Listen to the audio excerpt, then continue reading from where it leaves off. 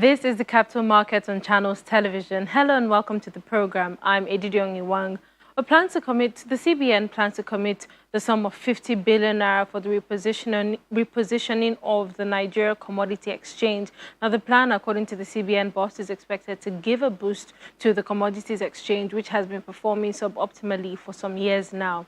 At a meeting with members of the steering committee, which aims to reposition the exchange, Mr. Emefiele lists the economic benefits to be tapped from the platform.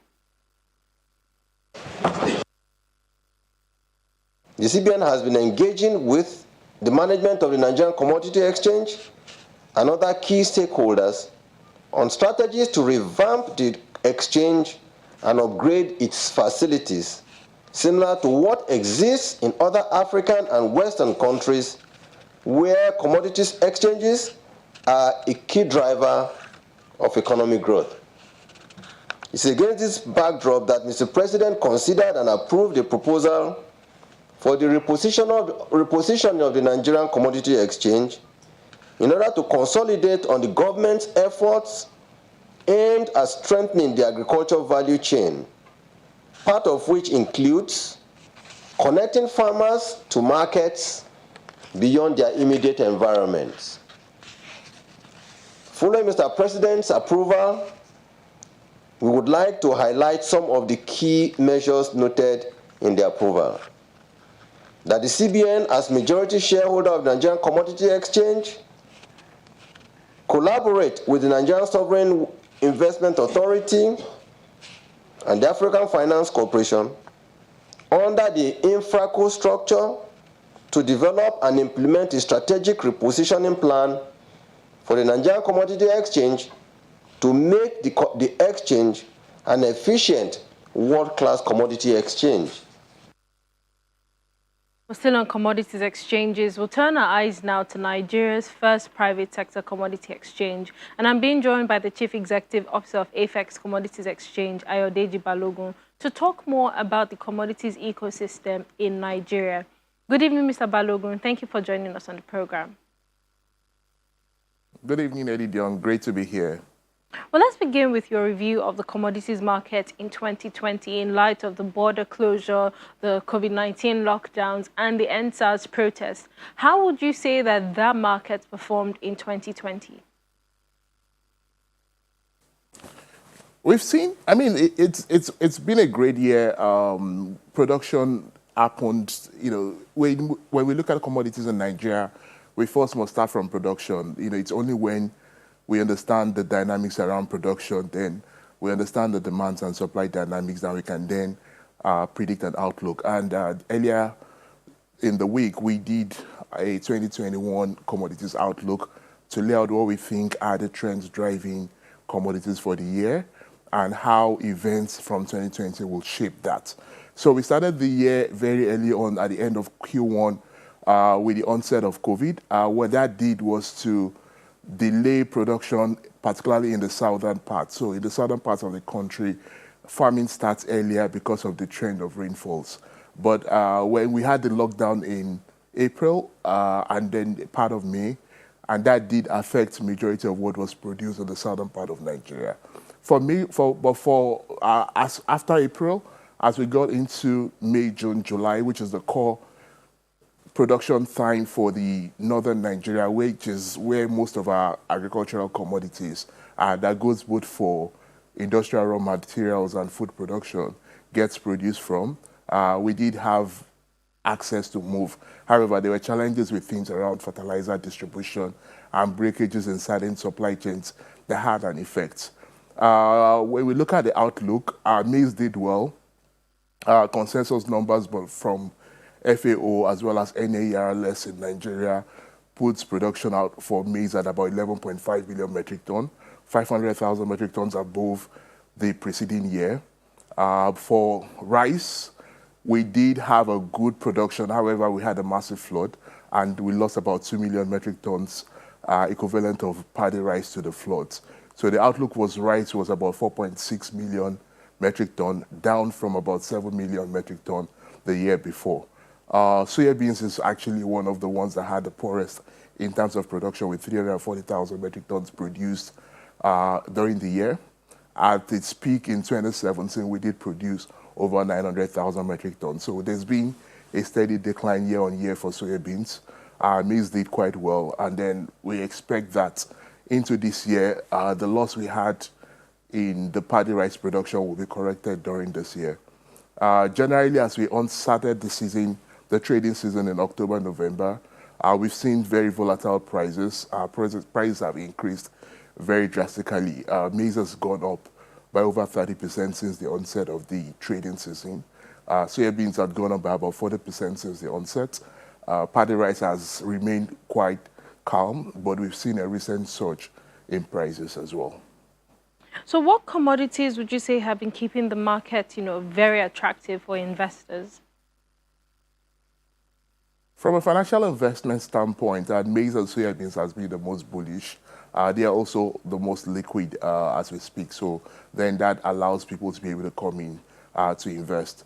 We also launched the exchange traded commodity, which is the equivalent of an ETF for commodities markets. And that's been a very good tool to allow investors that don't have all the data and resources to be able to track and analyze full commodities, to be able to gain exposure, because it then brings a basket that helps them manage their risk profile. So that's done extremely well. In Q4, we also listed our first commercial paper, the first series of which was oversubscribed by over 20%. So the market has been quite active. We expect to grow the volumes and capitalizations of all the different asset classes this year and in the years to come. Well, gold is now a commodity of interest to the Nigerian government. How is AFEX positioning itself for this opportunity?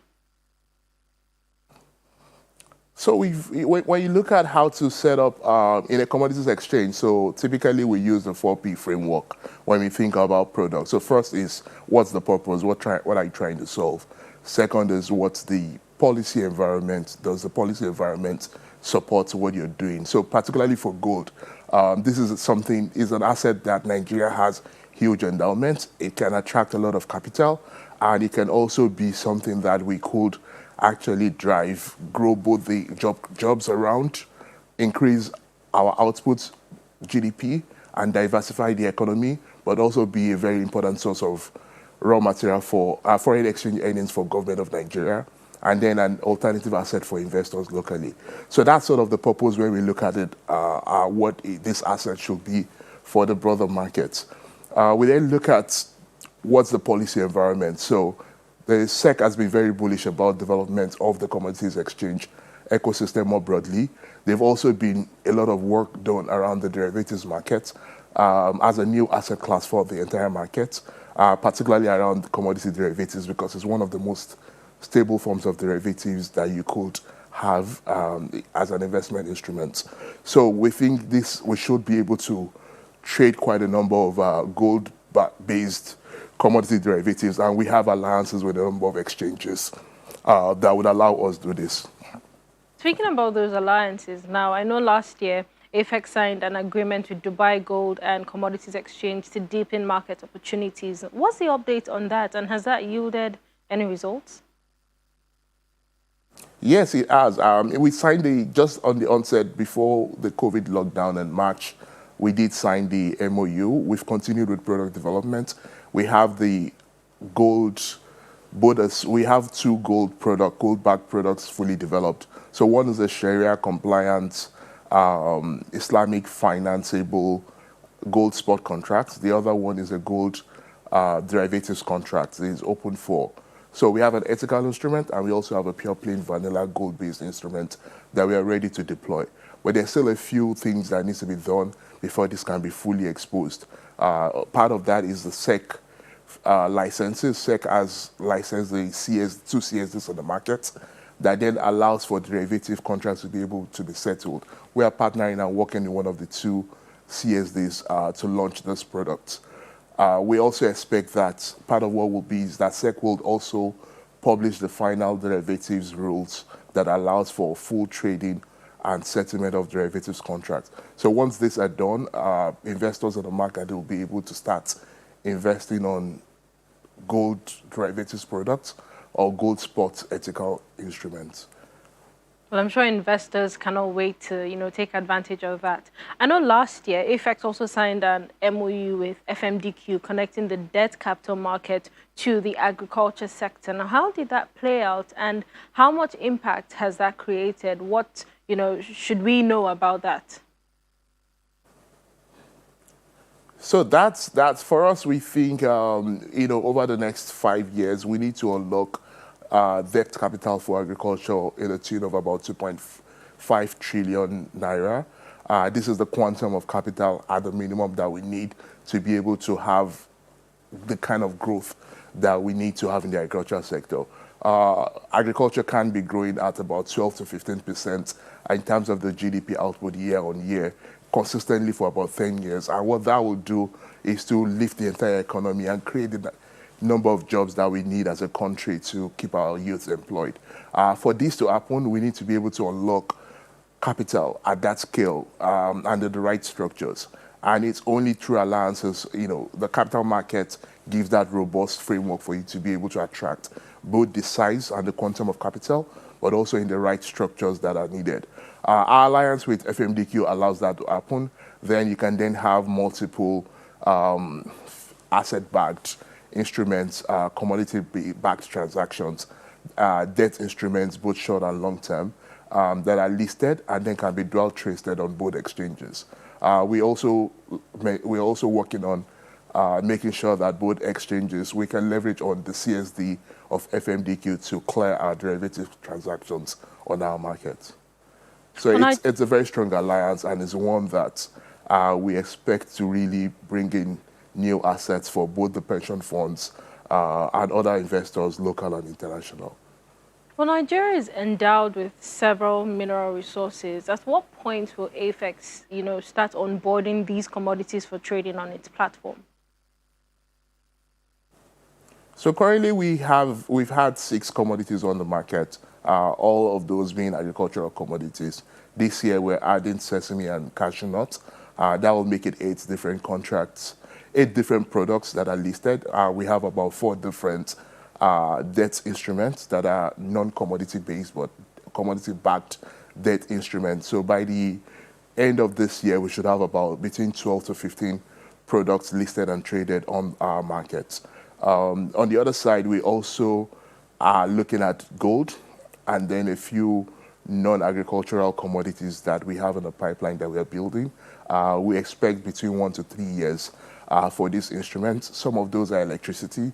Electricity is the commodity that can be traded on exchanges, and we are modeling the Indian market framework, where essentially you then start to see the role played by the bulk trader ease out into a market structure that can settle both spot and derivatives energy contracts. Gas is an asset where Nigeria is hugely endowed. In fact, analysts and specialists will say Nigeria is indeed a gas market, not an oil market. Our richest endowment is gas. And there's been a huge West African gas plan that has been developed and supported for the last decade.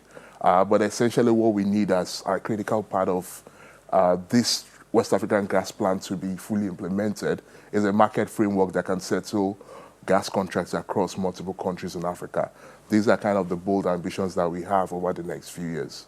Like you spoke about the SEC, pushing to develop the commodities ecosystem in Nigeria. Now, the SEC has been pushing for commodities market reform since the industry-wide commodities conference of 2019. How is that shaping your next frontiers in the commodity space? So exactly, thank you for that. So we had the International Commodity Conference in March, and essentially what he wanted to do was to synthesize the whole framework that had been developed over about 2 years before then, get in stakeholder participation, ensure that all the different stakeholders, the central bank, the Ministry of Finance, the Ministry of Agriculture, the Ministry of Trade and Investment, the House and the House of Assembly and the Senate Committee, and the broader stakeholder are all aligned in terms of the importance, in terms of the opportunities, but also in terms of the priorities of SEC around the commodities exchange ecosystem. Also, being an integral part of the Capital Market Master Plan, that needed to be updated, and then as part of the entire update going on with the capital markets master plan. So unfortunately, right after the conference, we had COVID that delayed our physical meeting. But beyond that, SEC has continued its leadership to continue to ensure that first, the policy stance around warehouse receipt is explicit, and then the work that needs to integrate the warehouse receipts, the system, the regulation of it, and the operationalization of that regulation is integrated into the Investment and Securities Act reform that is ongoing, and that bill will then be passed through the National Assembly. They've also done a lot of work with us to ensure that several new products that we are now launching and releasing in the market have been approved, particularly the ag and the debt instruments. They launched at the conference. We also launched our trading platform, COMEX, which since then have over 11,000 users, have over 30 institutional users also onboarded, brokers, asset managers, fund managers, several of them have been using the platform to engage, and then we've had API integration with quite a number of platforms in the market. So there's been huge work around products. There's been significant work around the policy stance around commodities exchanges, but it's a lot of work that needs to happen. There's also been a lot of work around commodity exchange derivatives products. One of the ones that we've just started discussing is around SDG bonds. How can we unlock long-term capital that can start to finance SDG initiatives, and also things around the economic sustainability plan of the federal government of Nigeria? How do we ensure that we raise the right capital that can go to end poverty, end hunger, ensure gender inequalities, and all those great lofty outcomes that can be met both commercially but also have huge impacts? Well, the SEC has, just released the crowdfunding rule. What does that document mean for AFEX? When you look at how markets work, you will have the primary market and then you'll have the debt market. So if you liken this to the equity sector, you would have a process where you have IPOs, and then once IPOs are done, those shares are then listed for secondary trade on the exchange. I think that's going to be the maturity that we'll see in this space. You would have crowdfunding players as they continue to build integrity, build ethical practices, and also scale up in terms of the corporate governance is there, which is part of what the regulation will do for that space. Some of those crowdfunding platforms will be able to then raise capital and then list it on the secondary market on the commodities exchange. The other part of some of those funding will also be able to then aggregate the capital and then invest it against some instruments on the market. So these are two very short-term opportunities that I see. Some of those funds may just be listed on an exchanges for then secondary markets to then be able to trade them. And that shares the risk across. No, go ahead. Go ahead. Yeah, that shares the risk more efficiently, which is what the secondary market does. But what's your perception of the contending agriculture crowdfunding schemes peddled by various agri-tech startups in Nigeria today? And, does AFEX feel a bit challenged by the activities, considering the return on investment offered to subscribers?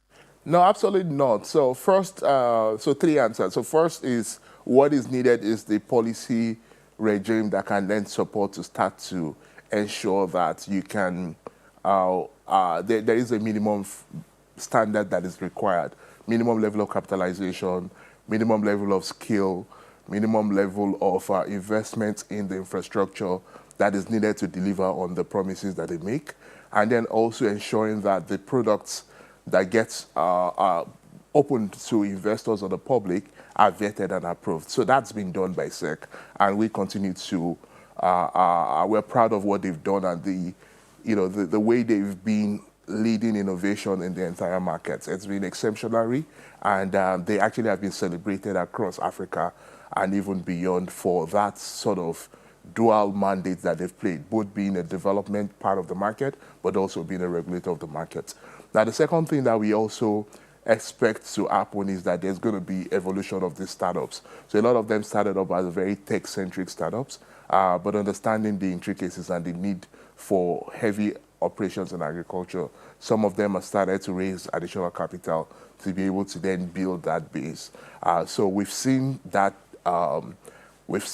trend, and we've also started to see that a lot of them have sharpened and reshaped their business model into something that is more sustainable and can continue to support the country's agenda for job creation, income, wealth creation, and building and then food security.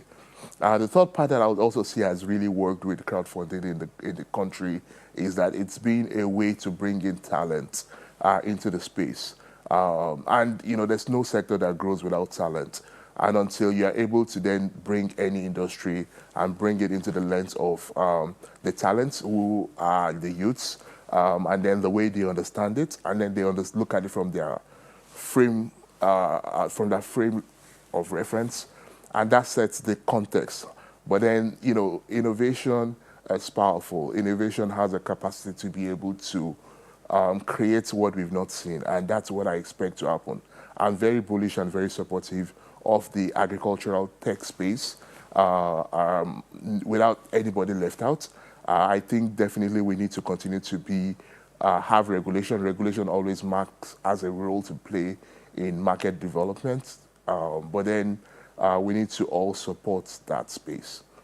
Well, let's talk about 2021 now. What is your outlook for the Nigerian commodities ecosystem, and what should we be expecting? What should investors be looking out for from AFEX this year? So that's two questions in one. What's your outlook for the commodities ecosystem, and what's your outlook for AFEX this year?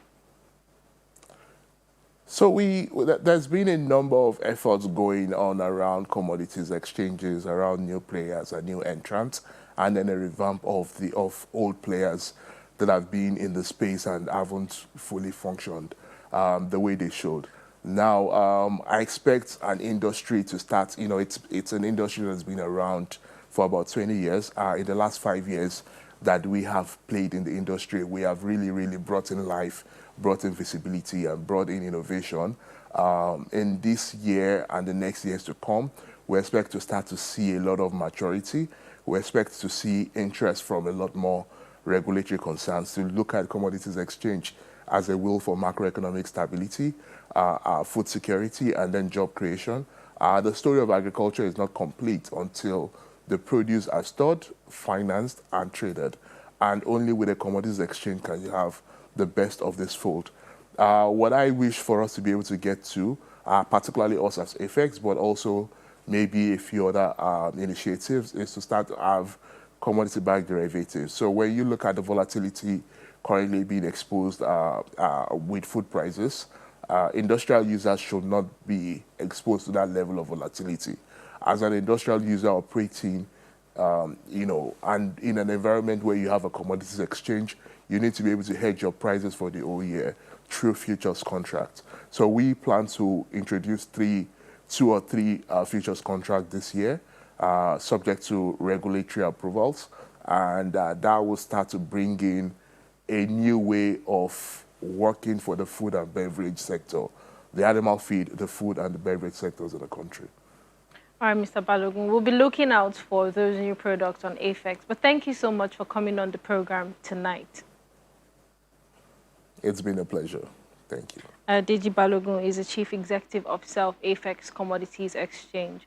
Well, that's all tonight on the program. Thank you for watching. I'm Edidiong Iwang. Still stay safe.